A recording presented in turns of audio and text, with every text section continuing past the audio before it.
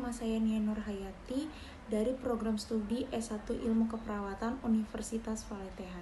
Di sini saya akan membuat video tentang rancangan pembelajaran sasaran individu dengan pasien gastritis. Assalamualaikum Mbak. Waalaikumsalam. Sebelumnya, perkenalkan nama saya Nia Nurhayati, mahasiswa Universitas Valetehan, program studi S1 Ilmu Keperawatan. Nah, tujuan saya di sini, saya akan sedikit memberi penjelasan mengenai penyakit gastritis. Waktunya itu kurang lebih 10-15 menit. Apakah Mbak bersedia? Iya.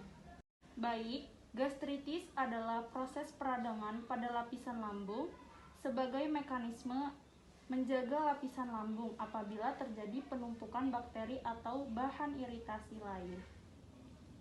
Apa sih gejala gastritis itu? Nah, gejala ringan gastritis itu yang pertama mual, muntah, hilang nafsu makan. Nah, sakit perut di bagian atas atau ulu hati. Merasa kenyang walaupun baru makan sedikit atau begah. Nah, kalau misalkan gejala berat itu bisa sampai perdarahan. Nah, tanda-tanda gejala gastritis berat itu muntahnya berwarna hitam. Nah, BAB-nya juga berwarna hitam. Jika mengalami seperti itu, Mbak bisa langsung hubungi ke dokter. Nah, di sini ada penyebab gastritis. Yang pertama, infeksi bakteri. Bakteri yang dapat menyebabkan infeksi pada lambung dan menimbulkan gastritis itu cukup banyak jenisnya. Namun, yang lebih sering adalah bakteri Helicobacter pylori. Yang kedua, pertambahan usia. Kondisi ini yang menyebabkan gastritis lebih sering terjadi pada lansia dibandingkan orang yang berusia lebih muda. Yang ketiga, mengkonsumsi minuman beralkohol. Nah, minuman beralkohol dapat mengikis lapisan mukosa lambung, terutama jika seseorang sangat sering mengkonsumsinya. Selanjutnya ada mengkonsumsi obat pereda nyeri. Obat pereda nyeri yang dikonsumsi terlalu sering dapat menghambat proses regenerasi lapisan mukosa lambung yang berujung pada cedera dan pelemahan dinding lambung. Nah, obatnya itu contohnya aspirin, ibuprofen, dan anti pereda yang lainnya. Nah, yang terakhir stres. Komplikasi yang terjadi pada penyakit gastritis yang pertama perdarahan saluran cerna bagian atas. Nah, perdarahan lambung ini dapat terjadi bila tidak segera diobati. Yang kedua, luka pada dinding lambung. Yang ketiga, infeksi lambung. Yang keempat, dinding lambung bocor. Dan yang kelima, anemia. Nah, di sini ada pencegahan gastritis. Yang pertama, makan tepat waktu, makan sering dengan porsi kecil.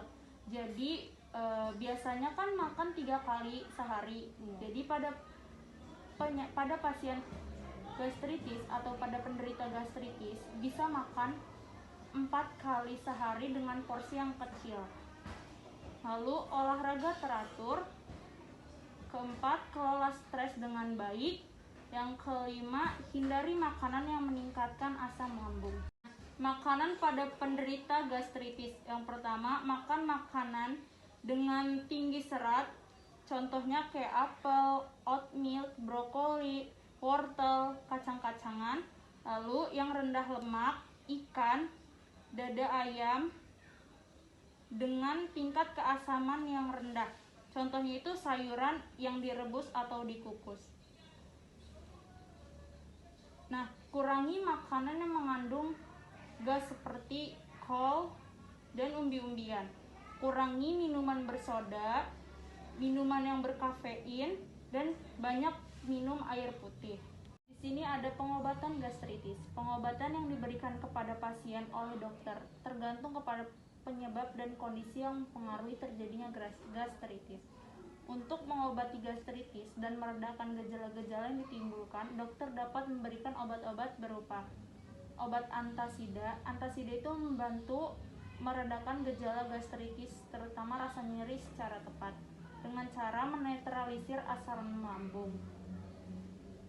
Nah, contoh obat antasida yang dapat dikonsumsi oleh pasien adalah aluminium hidroksida. Yang kedua, obat penghambat histamin 2. Obat ini mampu meredakan gejala gastritis dengan cara menurunkan produk asam di dalam lambung. Contoh obat penghambat histamin 2 adalah ranitidin, famotidin. Yang ketiga, obat penghambat pompa proton PPI.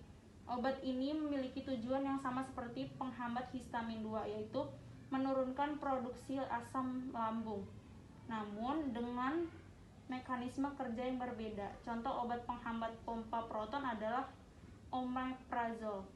Selanjutnya ada obat antibiotik. Obat ini diresepkan pada penderita yang disebabkan oleh infeksi bakteri yaitu Helicobacter pylori. Contohnya itu ada amoxicillin. Yang terakhir, obat anti diare. Diberikan kepada pasien gastritis dengan keluhan diare. Apakah Mbak sudah mengerti apa yang sudah saya jelaskan? Tentu saja. Baik, jika Mbak sudah mengerti, pertemuan ini saya cukupkan ya Mbak. Terima kasih sudah meluangkan waktunya. Semoga Mbak selalu dengan keadaan sehat ya. Iya, amin. Saya pamit. Assalamualaikum. Waalaikumsalam. Jadi kesimpulannya, gastritis adalah kondisi di mana ketika lambung mengalami iritasi, peradangan, atau pengikisan. Nah, gastritis ini terbagi menjadi dua. Yang pertama, gastritis akut, berkembang secara cepat dan tiba-tiba. Dan yang kedua, gastritis kronis, perkembangannya secara perlahan. Nah, penyebab gastritis yang pertama itu ada stres. Yang kedua itu ada reaksi autoimun. Yang ketiga, pertambahan usia, anemia, dan muntah kronis. Gejala gastritis itu yang pertama panas dan juga nyeri yang menggerogoti dalam lambung. Yang kedua perut kembung. Yang ketiga sakit perut. Yang terakhir muntah darah. Nah, pengobatannya itu yang pertama obat penghambat tingkat histamin pada tubuh. Yang kedua itu obat penghambat produksi asam lambung. Yang ketiga itu obat untuk melawan infeksi bakteri. Pencegahannya itu yang pertama mengubah porsi dan jadwal makan bisa dilakukan dengan mengurangi porsi makan dari yang sebelumnya. Nah, hal tersebut bertujuan agar jadwal makan lebih sering dari biasanya. Nah, hindari makanan yang berminyak, asam, atau pedas karena itu bisa menyebabkan gejala gastritis. Nah, faktor resiko gastritis yang pertama, konsumsi makanan dengan kadar pengawet dan garam yang tinggi berlebihan. Yang kedua, makanan asam dan pedas berlebihan. Yang ketiga, merokok. Nah, itu aja video dari saya. Saya ucapkan terima kasih. Wassalamualaikum warahmatullahi wabarakatuh. Stay safe.